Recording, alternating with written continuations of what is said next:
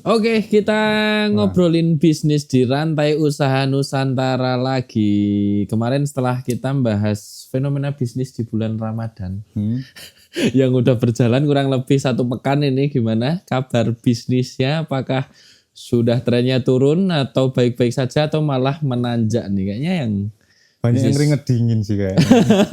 kecuali mungkin yang Oh, parfum fashion ya oke, atau benar. muslim wear biasanya. Tapi juga mereka bakar uangnya gede loh, Pak. Ya gede kan, pasti ada high risk high return gitu. Hari ini kita membahas perbedaan yang paling signifikan antara pedagang dan juga pebisnis gitu. Pebisnis pernah jadi pedagang tapi belum tentu pedagang itu mau naik kelas untuk jadi seorang pebisnis. Kita bahas nih perbedaannya, Pak. Oke, menarik, menarik, menarik. Kira-kira mungkin ini dulu ya yang kita bahas. Biar teman-teman para business owner kan ini terutama, Yes, betul. biar lebih tahu mereka itu mendeteksi dia masih di kelas apa gitu ya. Jadi kita jeberkan dulu klise-klise apa sih bedanya pedagang dan pebisnis gitu. Yes, betul. Dari sudut pandang Pak Asad gimana? Kalau saya sih mungkin lebih ke pedagang itu fokusnya jangka pendek, langsung ke keuntungan gitu ya. Kalau pebisnis itu fokusnya jangka panjang, bagaimana sebuah bisnis itu bisa terus berkembang bahkan main atau loncat di beberapa sektor gitu. Oke, kalau menurutku sih lebih simpelnya gini, nanti teman-teman bisa ngecek dirinya sendiri ya, karena kan nanti biar dicek apakah mereka sudah punya mindset. Ini kan berarti ke mindset kan berarti Betul, kan antara betul. pedagang dan pembisnis. Heeh. Nah, teman-teman tahu bahwasanya mindset seorang owner bisnis ini sangat penting ya Pak Asad, karena memang akhirnya mereka ini sebagai nahkoda Betul, sebagai mau guide. dibawa kemana nih bisnisnya gitu ya. Lebih gampangnya perbedaan antara pembisnis dan pedagang itu kita lihat aja dari cara mereka melihat uang gitu ya Pak. Oke, Biasanya sudut ini kan, pandang keuangan nih. nah ini kenapa ini cukup penting dan memang mau kita bahas karena memang di dunia digital sekarang itu kan banyak sekali orang-orang yang bisa jadi bos. Betul, Karena sangat mudah. salah satu yang bikin trigger adalah saluran distribusinya sekarang semakin mudah dan makin luas adanya Betul, teknologi. betul. Yang tadinya orang bisa jualannya hanya di pasar, jadi jangkauannya cuma area terdekat, sekarang bisa seluruh Indonesia, bahkan di global itu cukup mudah sekarang Betul, orang-orang betul. ekspor. Nah, akhirnya rata-rata para bisnis owner awal-awal ini kejebaknya di profit, Pak. Jadi cara melihat uang atau memandang uang ini cukup beda antara pembisnis dan pedagang gitu ya. Kalau pedagang itu melihat uang adalah profit ini ya yang kita dapat hari ini dan kita nikmati hari ini. Betul. Kalau bisnismen ini tidak, profit ini memandangnya adalah ini mau kita apakan untuk hari ini. Gitu. Yes. Jadi gampangannya adalah pembisnis ini mikirnya tadi kembali adalah jangka panjang, jadi kesehatan bisnisnya yang kalau pedagang itu melihat uang sebagai pendapatan atau sebagai goals-nya saja. Yes. Nah kita dari memandang uang tuh lebih tepatnya teman-teman garis bawahi, kalau pedagang ini melihat uang sebagai tujuan gitu, kalau pembisnis adalah sebagai Alat. alat atau media gitu ya. Yes. Lebih tepatnya gimana, lebih enak menjambarinnya ke teman-teman nih? Gini deh, Ambil kalau contoh case saja. ya ada case yang kebetulan keluarga saya sendiri, kakak itu kan jualan kaki limaan gitu, bakmi Jawa gitu. Yang sering terjadi adalah di awal kalau kita bicara soal BEP kan memang ada jangka waktu yang kita harus nambah modal, kemudian kapan balik modal itu terjadi gitu ya. Mindset pedagang yang sering terjadi itu adalah karena profitnya hari itu dinikmati hari itu sebagai pendapatan tadi, uang itu sebagai goals gitu. Akhirnya induk modalnya itu kadang terkikis, betul. Yang akhirnya kehidupan usahanya di masa mendatang modalnya menipis, makanya harus nambah terus. Oke. Bedanya sama seorang pebisnis, profit hari itu dia sudah pikirkan akan dijadikan apa. Apakah sebagai tambahan modal, apakah untuk nambah di sektor baru, atau bahkan untuk memperluas jangkauan pasar. Artinya fokusnya di pembesaran di sisi brandnya, misalnya seperti itu. Kalau dari Pak Dika, case-nya apa mungkin? Jadi lebih mendasarnya adalah kita melihatnya gampang ya teman-teman. Ketika seorang bisnis tadi kan sudah dijelaskan sama Pak Asad ya, contoh case real-nya. Yes, betul. Jadi pada dasarnya kita yang pertama yang kita lakukan adalah memisahkan mana yang hak milik pribadi, mana yang hak milik bisnis. Karena kadang-kadang para business owner ini suka mencampurkan mana yang haknya bisnis, mana yang haknya pribadi. Walaupun seakan-akan sebagai business owner yang tadinya dia usaha itu cuma punya 2 orang karyawan, Betul. dia menganggapnya pendapatan dia ya pendapatan pribadinya. Sedangkan kalau kita melihatnya bisnis itu kan beda. Ya. Pendapatan pribadi ya bedakan antara uang pribadi dan uang bisnis. Karena Betul. ini penting teman-teman. Karena ketika kita mau memikirkan jangka panjang bisnis, jadi kita itu harus tahu kurasi yang jelas bahwasanya uang kita besaran modal di bisnis itu berapa gitu ya. Betul. Karena ketika dicampur ini cukup sulit. Ya. Karena kebutuhan pribadi manusia kan ya itu lagi. Dan kembali harus ke- terukur profit hari itu berapa gitu. Itu yang harus diplot gitu. Nah ini yang teman-teman perlu perhatikan, memang lebih dasar, ini fundamental dasar ya. Satu adalah berkaitan dengan data. Ini memang teman-teman business owner ini suka ini ya, menyepelekan data. Heeh. Apalagi tadi yang pertama adalah pemisahan antara data keuangan pribadi dan keuangan bisnis. Pada gampangnya gini teman-teman. Biasanya kalau para business owner, kalian teman-teman lihatlah para konglo-konglo ini kan. Kalau kita bicaranya bisnis ini bisa sustain dengan pendapatan teman-teman tuh mencapai puncak financial freedom gitu. Kalau pedagang itu kan ya akhirnya teman-teman bekerja terus gitu kan, nggak ada jangka panjangnya gitu. Lah untuk menstrategikan arah ke sana itu kan berarti butuh step proses nih. Yes. Nah step proses ini teman-teman bisa melakukan itu ketika teman-teman punya data yang jelas. Jadi data itu biasanya para bisnismen itu melakukan sebuah forecasting. Betul. Nah pedagang ini kan kurang bisa untuk forecasting. Forecasting itu apa, Pak? Forecasting adalah meramalkan. Jadi kita itu ketika mau menuju, misalkan sekarang jaraknya kita bicara di Indonesia gitu ya. Kita sekarang di Jawa, kita mau expand ke Kalimantan. Lah, expand ke Kalimantan ini kan harus punya ukuran yang jelas nih. Iya, Meramalkannya biaya. langkahnya seperti apa nih biar menuju Kalimantan dengan performa sekarang. Lah, dasar-dasar forecasting apa saja nih Pak Asad biar teman-teman bisnis owner nih cukup paham nih. Sebenarnya indikatornya banyak ya. Cuman kalau yang paling umum adalah kebutuhan gitu. Kita targetkan itu dari pertama market share gitu. Misalnya tadi kita mau expand Kalimantan, emang pasar Kalimantan tuh bisa mendatangkan profit atau omset berapa sih gitu. Pertama itu. Yang kedua berkaitan sama beban biaya yang muncul ketika kita melakukan sebuah ekspansi. Yang ketiga adalah biaya marketing, ini penting nih gitu kan. Untuk kita menyasar pasar di sana, kita membutuhkan modal tambahan untuk marketing itu berapa? Tambahannya apa nih Pak Dika? Oke, lebih tepatnya sih gini ya, kalau aku ngerangkum dari Pak Asad, kita harus mapping dulu nih. Kalau kita mau melakukan forecasting karena peramalan itu tadi, kita harus mengukur sumber daya dulu. Nah, sumber daya ini ada internal dan eksternal. Nah, internal itu adalah kita bisa mengukur nih performa kita di hari ini. Modal kita itu kan modal uang sama modal pasar. Ya. Nah dari keduanya ini baru kita kombinkan dengan modal eksternal. Betul. Nah sebelum jauh ke sana lebih enak lagi. Ini kan tadi sebelum jauh ya kita masalah data itu tadi.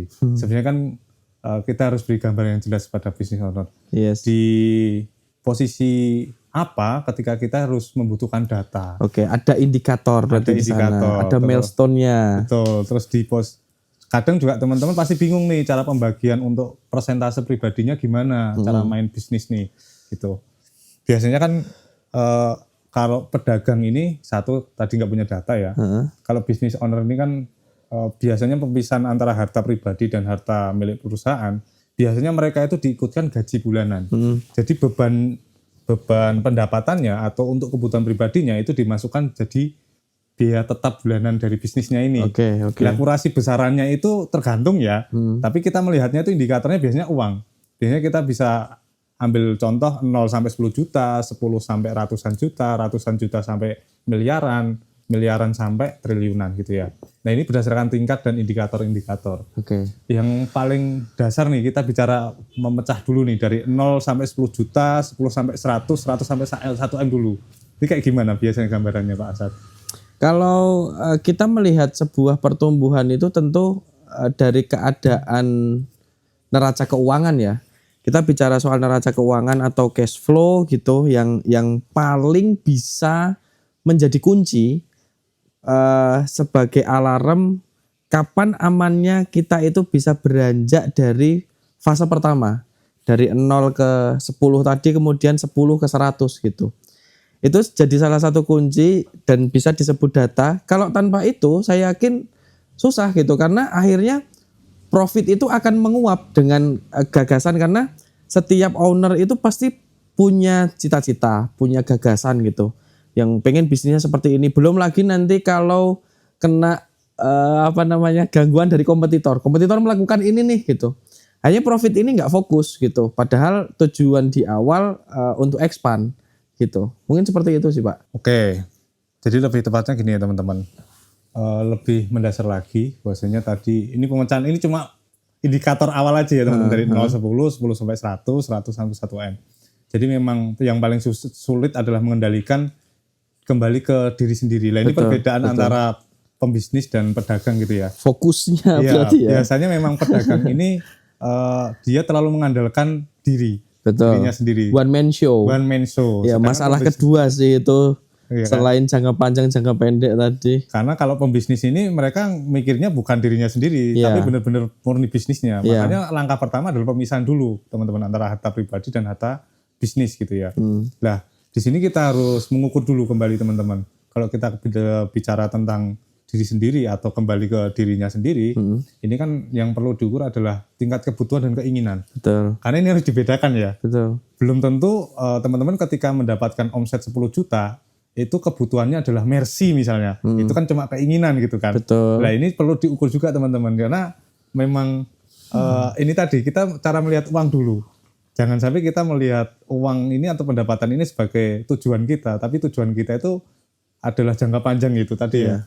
Gimana caranya kita itu duduk di rumah tapi uang datang sendiri dan itu stabil. Uang bekerja untuk kita. Nah itu goals para pembisnis seperti itu. Otomatis kita gunakan uang ini sebagai media. Nah media kedepannya itu alat uang ini itu untuk pembesaran bisnis tadi. Nah kira-kira nih biar teman-teman juga bisa menghilangkan mindset-mindset yang terlalu menjebak di sisi pedagangnya ini nih. Gimana caranya sih kita sebagai pedagang nih yang pedagang mau naik kelas jadi pembisnis biar bisa ngetim nih. Karena kan kita kembali ketika kekuatan seorang bisnismen adalah SDM-nya atau para tim-tim di belakangnya. Sedangkan kalau pedagang ini dia mengandalkan diri sendiri. Gimana nih Pak? Ya, masuk masalah kedua ya. Kalau kita bicara pedagang itu bahasanya adalah Superman. Dia sebagai key-nya, sebagai kuncinya gitu. Keputusan ada di dia. Kemudian hal-hal yang bersifat inisiasi juga ada di dia gitu. Mungkin karyawannya cuman 1, 2 ataupun 3 lah gitu, yang pasti ikut apa maunya owner kalau pedagang. Dan itu sangat riskan karena tadi berbicara dengan keinginan atau nafsu kan, yang sifatnya semu gitu. Keberhasilan harus self reward dan lain-lain mesti runyam nanti gitu. Sedangkan kalau pebisnis, teman-teman yang dari level pedagang itu mau naik kelas gitu, kita harus bicara soal super team akhirnya. Bagaimana yang paling utama megang data kan biasanya dari sisi finance atau bendahara gitu ya, level-level kecilnya gitu yang pegang data. Yang kedua adalah sisi marketing. Dari sanalah kita akan bisa mengukur setiap dari level bisnis kita tadi gitu. Mulai dari 0 sampai ke 10, 10 ke 100, 100 ke 1M, bahkan 1M sampai ke 10M gitu. Karena akhirnya dari tim-tim tersebut kita ngasih kelonggaran mereka untuk improve gitu. Jangan-jangan memang apa yang jadi kurasi dari setiap karyawan kita ataupun setiap tim itu bagus untuk bisnis kita ke depan gitu. Karena kan kadang ada gap ya gitu. Sudut pandang dari seorang owner sama sudut pandang seorang pelaku yang fokus di divisi masing-masing tentu berbeda. Ada hal-hal yang sifatnya detail di lapangan, ada yang sifatnya memang secara global. Mungkin seperti itu Pak Dika. Oke. Ini memang kita bicaranya adalah ini penyakit ya. Betul, penyakit betul, yang penyakit. memang otomatis menempel kepada para business owner, apalagi pemula. Kalau biasanya yang kita sebut di sosial itu adalah OKB. Yes. Orang kaya baru. Orang kaya baru ini kan cukup selfish gitu ya penyakitnya. Dan memang ini tadi berkaitan dengan fundamental tim bisnis. Biasanya kita bicaranya, kita ngambil aja benchmarking yang ada di bisnis-bisnis besar. Biasanya mereka tuh membagi pilarnya menjadi 3 gitu secara fundamental. Yang satu adalah kita butuh showman. Jadi showman itu orang yang menjadi representatif brandnya teman-teman atau bisnisnya teman-teman. Betul. Ini kan urusannya adalah kekuatan persepsi audiens. Betul. Gitu. Dimana ketika market ini akan cukup kuat ketika kita pegang persepsi dari Yes. market tersebut. Nah, ini tugasnya si showman. Yang kedua adalah the designer. The designer itu orang yang merancang semua dari strategis bisnisnya. Dan memang orang tipe-tipe perancang pemikir strategis ini cukup sulit untuk sebagai sebagai ditampil di muka di umum gitu ya. Karena mereka memang tugasnya cuma mikir. Betul, biasanya. betul. Yang ketiga biasanya enforcer. Enforcer ini adalah orang-orang yang memberi tekanan ke bawah. Jadi mendelivery apa yang sudah diramu oleh desainer. Jadi prosesnya itu seperti hierarki atas bawah gini ya. Oke, piramida. Betul, hierarkinya itu saling melengkapi. Di mana puncaknya itu dari showman tadi. Showman tadi menangkap persepsi-persepsi dari audiens, jadi mengumpulkan apa masalah dan kebutuhan dari audiens, ditransformasi kepada di desainer, desainer meramu itu, baru ini delivery oleh enforcer yang akan mendeliverasikan ke tim. Berarti ada level konseptor, kemudian desainer untuk bicara soal market gitu ya, baru ke eksekutor ya. Betul. Ini masuk masalah ketiga teman-teman, karena akhirnya fokus seorang pedagang itu adalah biasanya ikut arus pasar. Sedangkan pebisnis itu menciptakan pasar melalui apa yang dibilang Pak Dika tadi, di emposernya itu dia akan yang membangun persepsi customer misalnya gitu. Karena untuk bicara soal produk yang sustain atau brand yang sustain itu memang harus masuk ke habitnya customer seperti itu ya. Iya, biasanya pedagang itu dia mau jadi tiga-tiganya.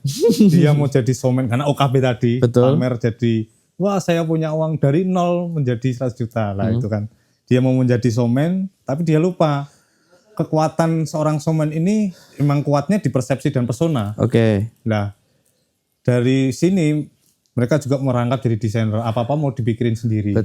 Terus mau diracik-racik sendiri. Terus dia juga sebagai delegator ke tim. Nah ini kan kalau kita bicara ini tadi ya, mindset dari pembisnis adalah waktu itu investasi. Karena mindset investasi, waktu itu sangat penting. Waktu dan sumber daya effort kita gitu. Jangan sampai kita membuang hal-hal yang terlalu besar di awal dengan mengorbankan potensi besar di depan gitu ya. Jadi memang harus pembagiannya lebih utuh teman-teman. Terus lagi nih, kita kembali ke masalah ini ya. Ada nih fokus satu lagi nih. Apa? Perbedaan yang signifikan nih soal pedagang dan pebisnis itu adalah mentality terhadap resiko. Benar. Gitu. Pedagang itu biasanya dia riskan juga mentalnya kalau bicara soal resiko gitu, karena mungkin berkaitan sama modal yang memang kita tahu skalanya mungkin kecil gitu ya. Kemudian pebisnis yang memang dia haus akan resiko karena kita tahu high risk high return tadi gitu. Kadangkala karena dia berusaha sendiri untuk dirinya sendiri gitu, karyawan ya just salary gitu ya, hanya bicara soal gaji, nggak benefit yang lain. Kalau pebisnis kan biasanya mikirin super tim itu akhirnya ke benefit gitu. Akhirnya tuh mau beranjak ke ranah ekspansi, dia memikirkan tambahan modal gitu. Kalau pebisnis kan akan lebih bagaimana caranya kita bisa nemuin relasi, kemudian mitra untuk kongsi dagang akhirnya. Yang itu akhirnya membuat bisnis ini semakin melebar seperti ini itu. relate sih sebenarnya. Jadi teman-teman untuk akhirnya melihat sebuah resiko itu sudut pandangnya berbeda ya. Betul. Kalau teman-teman ini tadi kita runutkan dari awal, pada dasarnya nanti kan akhirnya ke sustainable bisnisnya. Ketika teman-teman cukup bangga dengan satu bisnis pilar saja, otomatis ini cukup berisiko ke depannya. Karena kita tahu ketika kita cuma bergantung dengan satu bisnis, ketika bisnis itu dipengaruhi oleh persepsi luar atau eksternal, tiba-tiba chaos di market, teman-teman nggak punya jaga-jaganya nih. Nah, ini kan kita tahu backup, bahasanya backup ya. Backup lah. Semakin banyak pilar bisnis ini semakin kuat bisnis kita lah. Ranah pembisnis itu memikirkan kesananya teman-teman. Kalau kita kan cukup, kalau pedagang itu kan cukup satu sudah bangga gitu, membesarkan satu sebesar-besarnya. Tapi kita tahu market ini volatil Pak.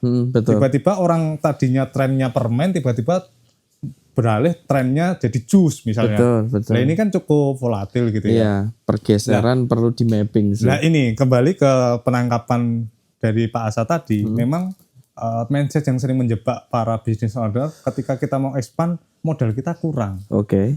Dan ketika kita mau utang bank takut nggak bisa bayar. Nah ini mental-mental Kan butuh forecasting tadi Iya. harusnya kapan kita bisa membayar angsuran. benar lah, gitu. forecasting ini adalah salah satu jalan keluar kita untuk melihat resiko. Oke. Apakah kita bisa ke sana, kesananya itu seperti apa gitu ya. Lah, ini teman-teman sangat relate ya ketika kita mau expand tapi kita takut hutang gitu ya. Padahal Betul. para konglo aja sekelas konglo Indonesia siapalah kita sebutnya Sinarmas gitu ya. Mereka ini hutang banknya udah triliunan teman-teman gitu. Hartono Brothers. Lah iya. Jadi memang mereka tuh gimana caranya modal yang dia punya itu jangan sampai tergerus di depan. Ya, akhirnya leverage. Lah berkaitan sama cash flow. Lah ini ketika kita menjelaskan cash flow ini kayaknya cukup panjang tapi Betul. teman-teman coba ubah mindset lah. Kita hutang itu bukan suatu dosa besar kok pada bisnis. Yes. Tapi ini adalah urusannya untuk pengembangan bisnis. Catatannya harus terukur. Bener, lah pengukurannya adalah by data tadi, bisa Yes. forecasting gitu ya teman-teman. Mungkin kita lebih lanjutnya akan memperdalam terkait forecasting dan cara data apa saja sih, indikator data apa saja yang bisa dipakai oleh teman-teman yang mengawali bisnis brand owner ini skalanya kecil gitu. Gitu ya Pak Dika ya. Benar. Ini biar nanti pembahasannya lebih menarik. Mungkin saatnya closing statement Pak Dika. Oke, kalau kita sudah ngobrol berkaitan gitu luas ya teman-teman, walaupun ini cuma sisi fundamental. Nah, yang perlu teman-teman tekankan adalah modal hari ini adalah modal kita untuk menuju masa depan. Nah, Oke. gitu. Modal hari ini kan nggak cuma profit ya, SDM yang kita punya hari ini pun bisa kita jadikan modal kita atau aset kita Oke. untuk jangka panjang. Oke. Oke, saya melanjutkan apa yang jadi closing statementnya Pak Dika gitu ya, tapi dalam bahasa Jawa nih, karena kita kan bukan keturunan Tionghoa nih, Chinese yang ahli dalam bisnis. Oh, tapi kita belajar dari Cina. Betul, buat orang-orang yang sukunya Jawa yang sedang berbisnis gitu, nggak boleh duren-duren roti-roti. Biyen-biyen saiki itu untuk masa depan gitu. Karena apa yang terjadi hari ini pasti akan berimpact untuk masa depan. Mungkin cukup hari ini kita ngobrol berkaitan sama brand owner dan fenomena OKB. dan fenomena OKB orang kaya baru yang tergolak nafsu, apalagi ini Ramadan. Jaga nafsu teman-teman dalam dunia bisnis. Kita jumpa lagi di obrolan yang selanjutnya. Terima kasih. Terima kasih teman-teman.